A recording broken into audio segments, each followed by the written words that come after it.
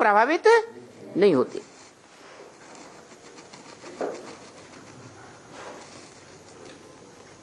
जैसे पुराने पुराने भारतीय परिवार हैं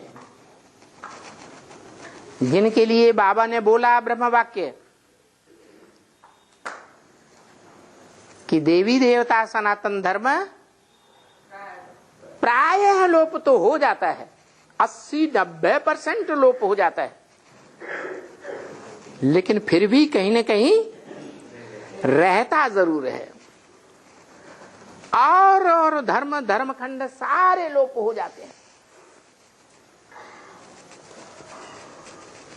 लेकिन भारत देश, भारत खंड पूरा लोप नहीं होता। ऐसे ही जो भारत में पार्ट बजाने वाली भारत माता की आत्मा और भारत पिता दो है ना, माता के रूप में पार्ट बजाने वाली आत्मा और पिता के रूप में पार्ट बजाने वाली आत्मा,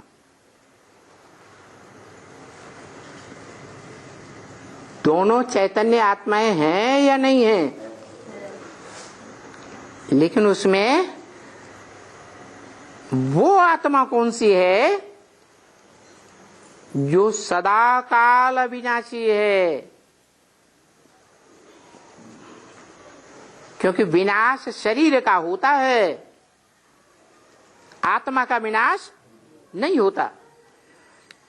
तो ऐसी आत्मा जो है न उसके आत्मा का विनाश का तो सवाल ही नहीं, लेकिन उसके शरीर का भी विनाश नहीं होता।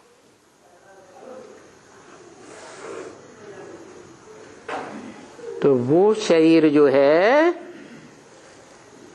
वो शरीर रूपी वस्त्र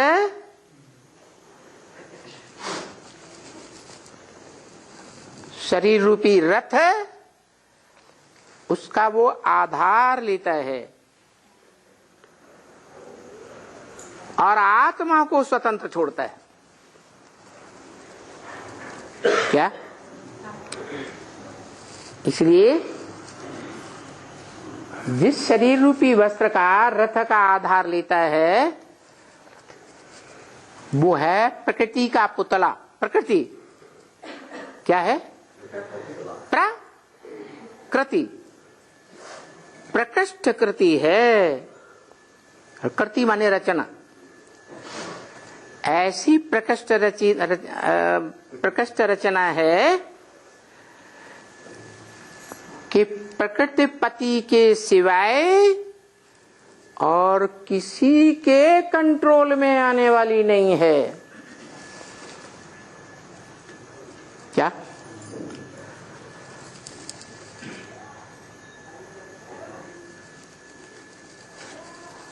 किसी के कंट्रोल में नहीं।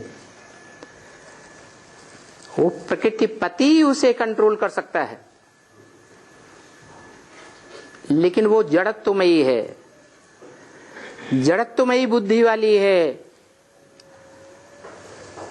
तो ज्ञान सुन करके परिवर्तन होगी या प्यार से परिवर्तन होगी? प्यार से परिवर्तन होती है।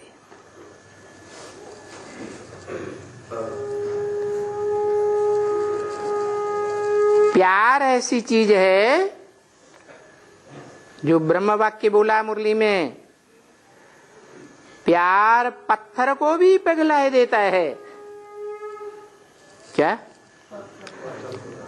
पत्थर को भी पिघला देता है। माने पत्थर बुद्धि आत्मा ही क्यों न हो, वो भी परिवर्तन हो सकती है।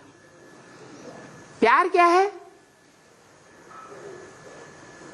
प्यार माने अविनाशी लगाव। सच्चा प्यार क्या है? विनाशी या अविनाशी है? अविनाशी प्यार जो कभी टूटने वाला ना हो।